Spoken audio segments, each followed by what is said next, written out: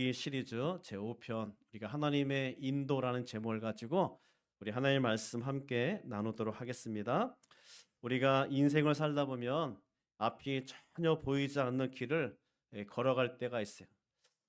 돈으로 인해서 또 건강으로 인해서 또 가정 문제로 인해서 또 여러 가지 문제로 인해서 정말 앞이 캄캄해서 정말 앞이 보이지 않는 그런 길을 걸어갈 때가 있습니다.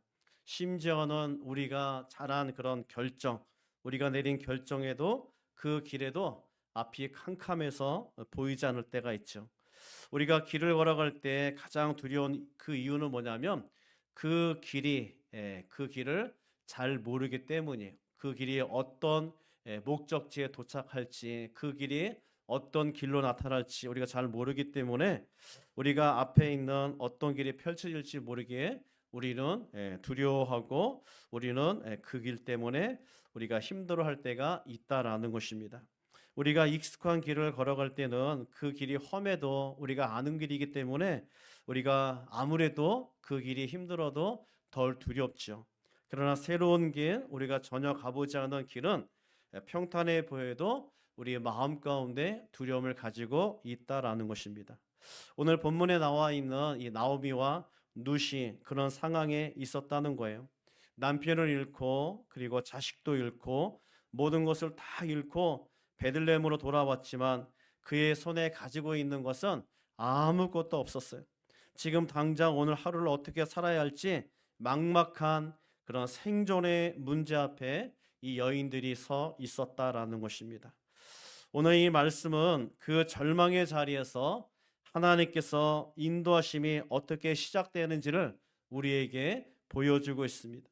우리가 보기엔 우연 같지만 하나님 편에서는 철저한 그런 계획이었고, 그리고 우리로 하여금 은혜의 현장으로, 은혜의 길로 하나님께서 인도하신다라는 겁니다.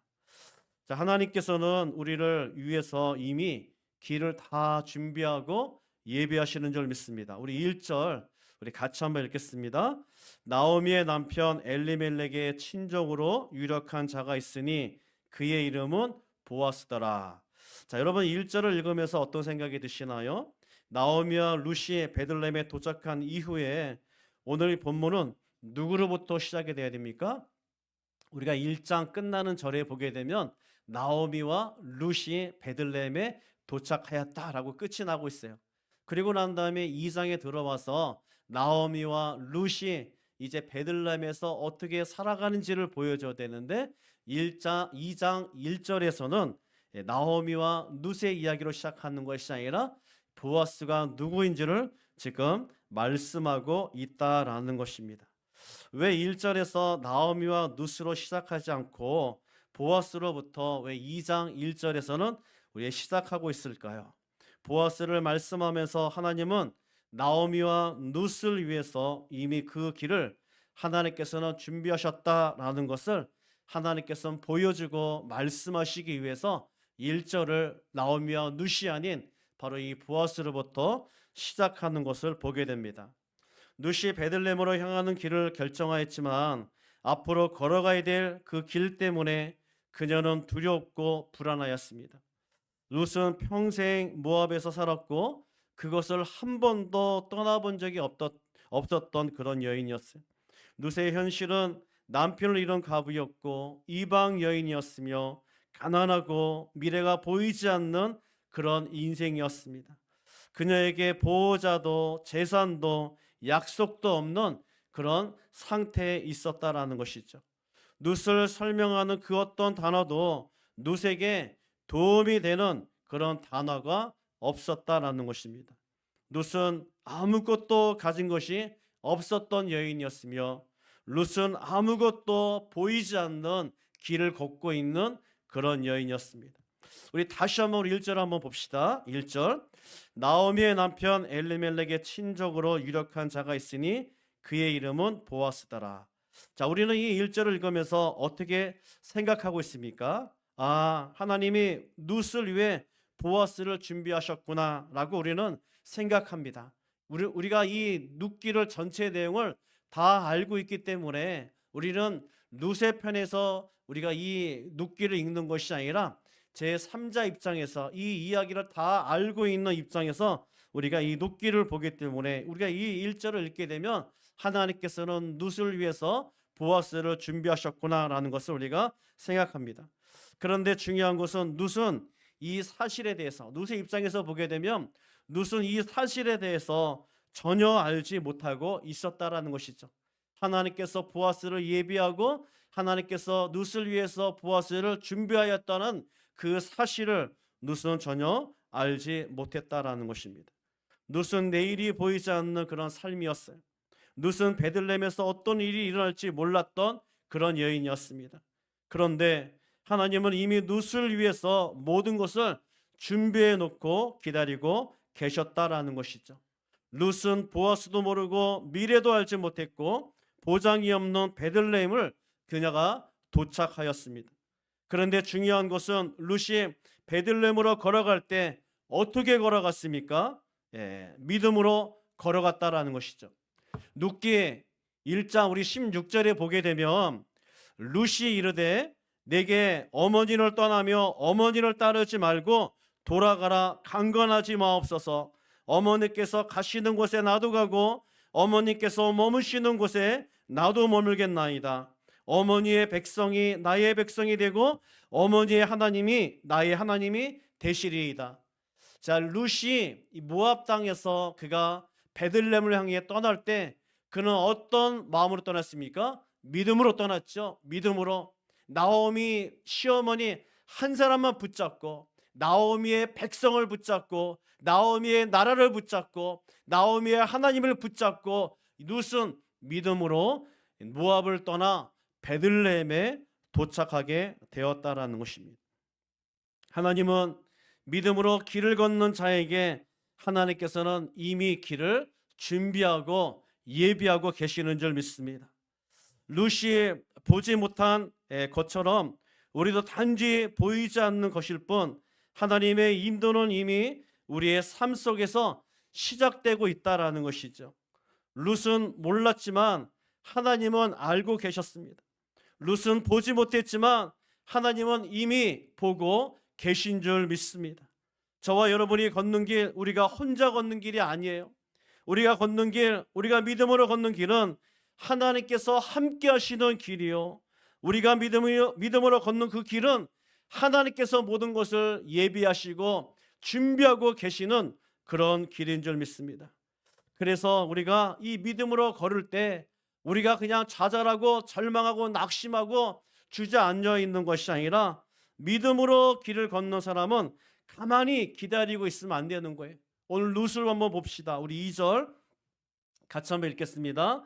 모압 여인 룻이 나오미에게 이르되 원하건대 내가 밭으로 가서 내가 누구에게 은혜를 입으면 그를 따라서 이삭을 줍겠나이다 하니 나오미가 그에게 이르되 내 따라 갈지어다 하매.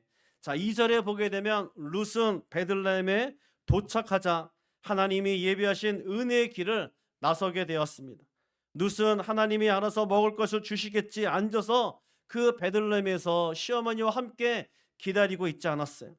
은혜는 기다리는 자에게 주시는 것이 아니라 적극적으로 길을 나서는 자에게 믿음으로 길을 나서고 믿음으로 하나님을 바라보고 하나님을 향해 걷는 그 사람에게 하나님께서는 은혜의 축복을 하나님께서 준비하시고 부어주시는 줄 믿습니다.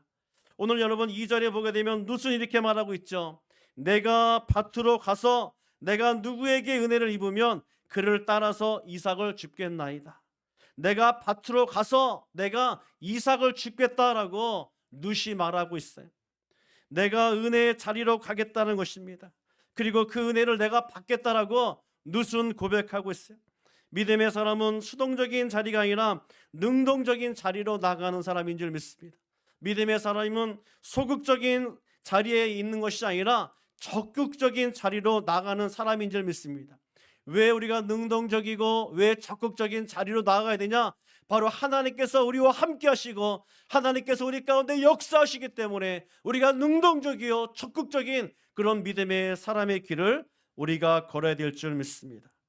믿음의 사람이 믿음의 길을 나설 때 하나님은 그 사람에게 놀라운 일들을 주님께서 준비하시고 일어나게 하시는 거예요. 오늘 여러분 3절과 우리 4절 한번 같이 한번 봅시다.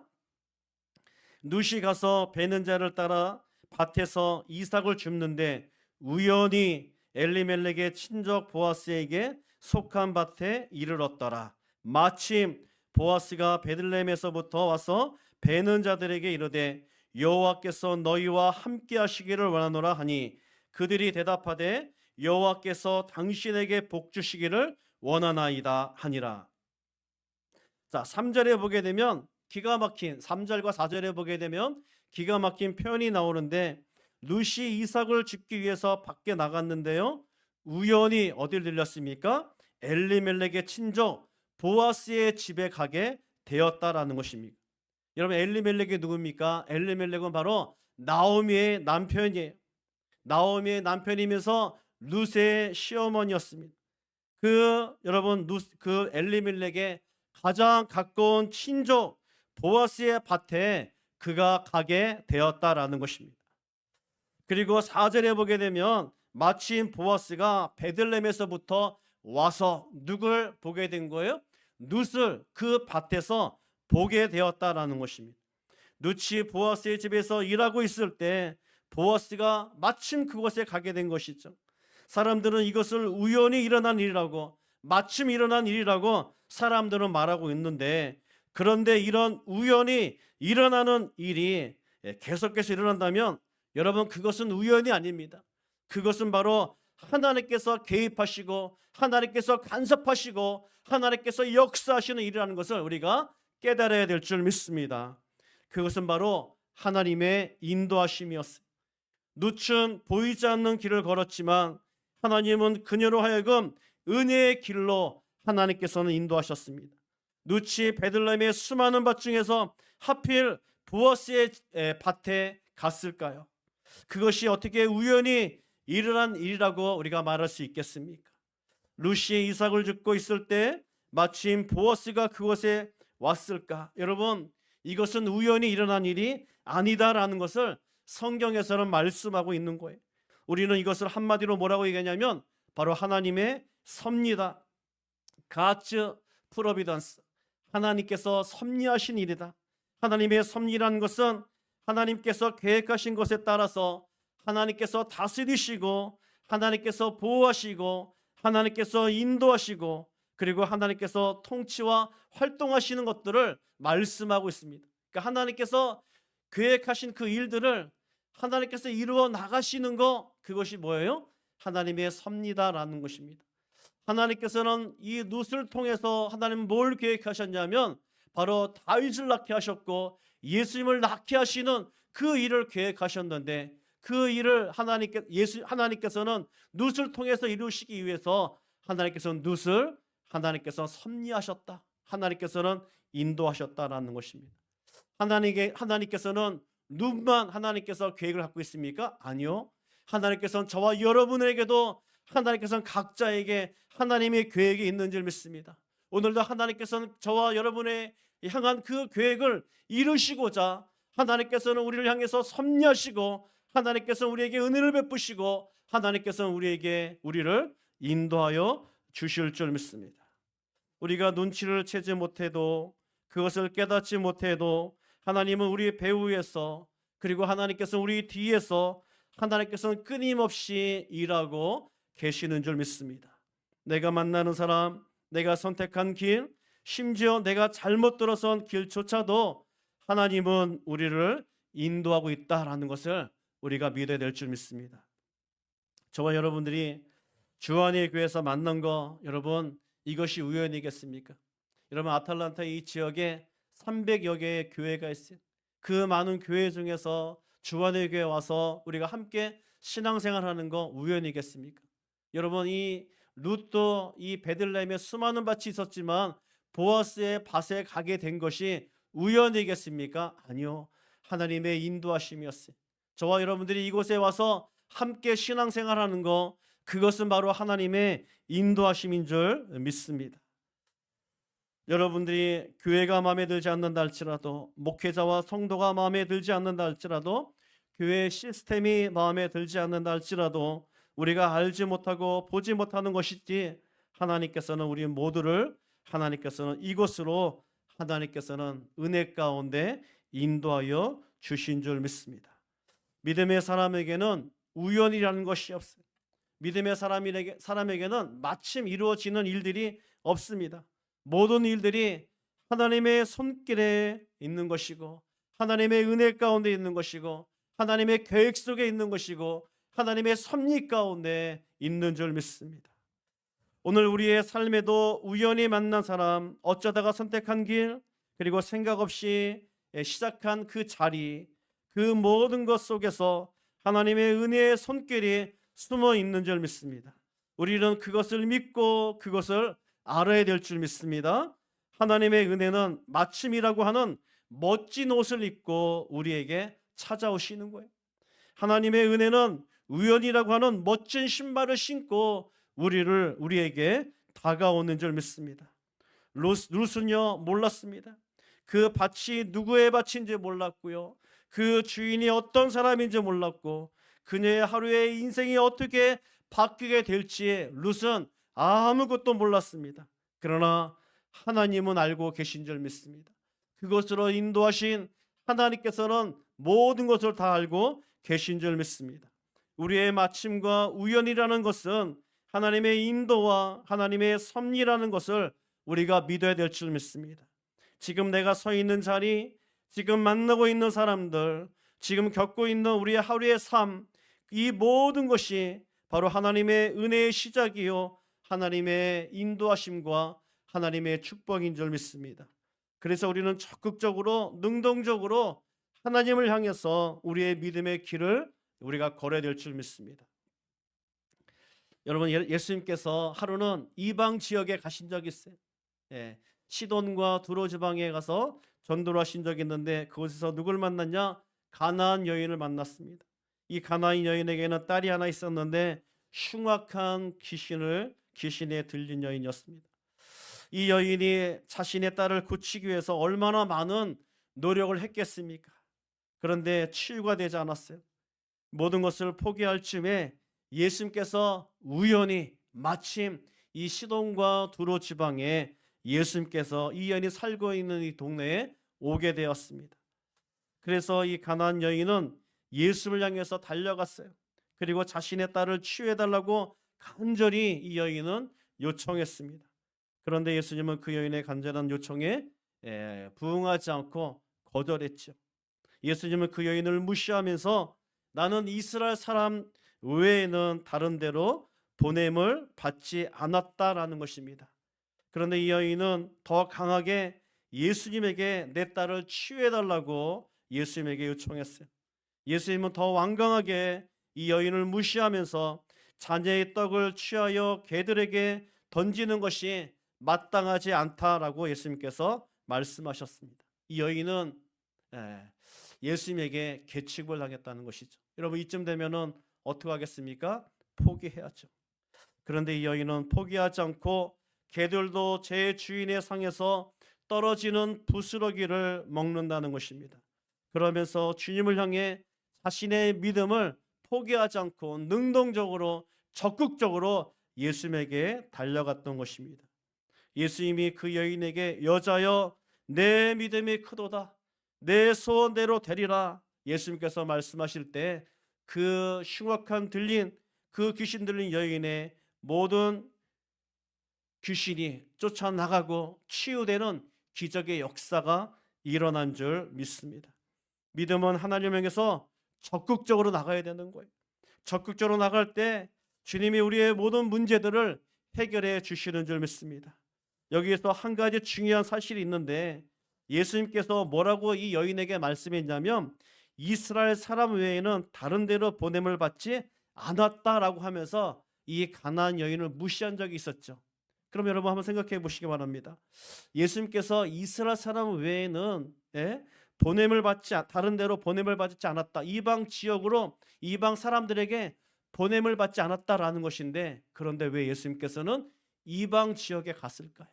왜 예수님께서는 시돈과 두로 지방에 가서 왜 이 가나안 여인을 만났을까요? 그것은 예수님께서는 믿음의 여인 이 가나안 여인을 만나고 그 여인이 안고 있는 문제들을 치유하고 해결하기 위해서 예수님께서 그곳에 가신 거예요. 주님께서는 이 여인을 위해서 모든 것들을 준비하시고 예비하시고, 그리고 하나님의 은혜와 하나님의 축복으로 이 여인을 인도하였던 것입니다. 우리 하나님께서는요, 우리를 다 준비하고 예비하시는 거예요. 그래서 우리가 믿음으로 주님 앞에 달려가기만 하면 하나님께서 우리의 모든 문제를 치유해 주실 줄 믿습니다. 예수님께서 또 회당장이 야이로의 딸을 치유하시기 위해서 길을 걷고 있을 때였습니다. 수많은 사람들이 예수님과 함께 길을 걷고 있는데 그 군중들 사이에 혈루증에 걸린 한 여인이 예수님에게 찾아왔습니다. 혈루증이라는 것은 여러분, 이 유출병인데 몸에서 뭔가 빠져나가는 것이죠. 이 유출병에 걸린 사람은 사람이 손에 닿는 것마다 다 뭐가 되는 거예요? 부정하게 되는 거예요. 제가 이 강대상을 만지면 이 강대상이 부정하게 되는 것이고, 이 마이크를 만지면 마이크가 부정하게 되는 것이고, 사람을 만지게 되면 그 사람이 부정하게 되는 것입니다. 그래서 여러분, 유출병에 걸린 사람은 내가 지나갈 때 다른 사람들하고 접촉하지 않기 위해서 입을 가리면서 부정하다, 부정하다, 부정하다 외치면서 다녀야 되는 거예요. 만약에 그렇지 않고 다른 사람하고 접촉하게 되면 그 사람은 돌에 맞아 죽을 수 있다라는 것이죠. 그런데 이 여인이 자신의 질병을 치유하기 위해서 예수님 뒤에 조용히 다가와서 예수님의 손에 자기의 손을 예수님의 옷에 터치하였던 것이, 주변 사람들에게 이것이 발각이 되면 이 여인은 돌에 맞아 죽게 되는 것이죠. 아주 위험천만한 일을 강행하고 있어요. 그런데 여인이 왜 그 예수님의 뒤에 가서 조용히 예수님의 옷에 왜 터치를 하였을까요?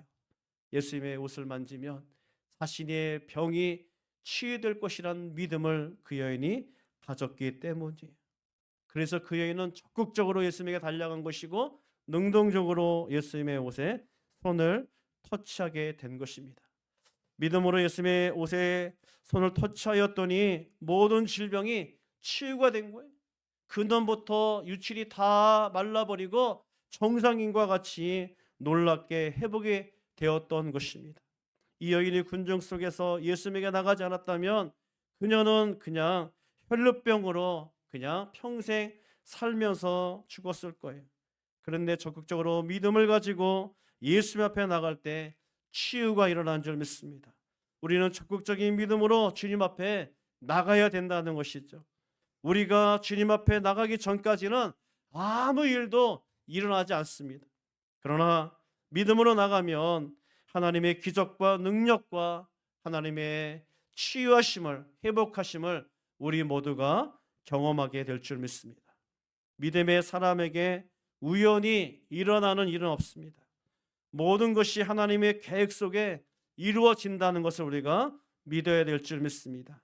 예수님의 가나안 여인이 살고 있는 이방 지역인 시돈과 두로 지방에 우연히 들려서 가나안 여인을 만났을까요? 아닙니다. 예수님께서 우연히 혈루병 여인 앞을 지나갔을까요? 아닙니다. 예수님께서 우연히 그곳을 방문하고 그곳을 지나간 것이 아니라 예수님은 그들을 만나기 위해서 의도적으로 예수님께서는 시돈과 두로 지방을 방문하셨고, 예수님께서는 의도적으로 혈루병 여인 앞을 예수님께서 지나가셨던 것입니다. 하나님은 그들의 문제를 해결하시기 위해서, 그들의 고통과 두려움들을 해결하시기 위해서, 그들을 하나님의 은혜로 인도하시기 위해서 하나님께서는 그들 앞에 나타나신 줄 믿습니다.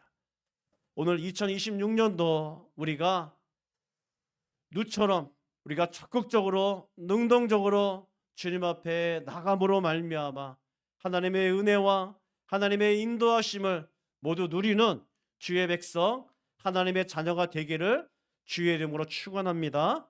아멘.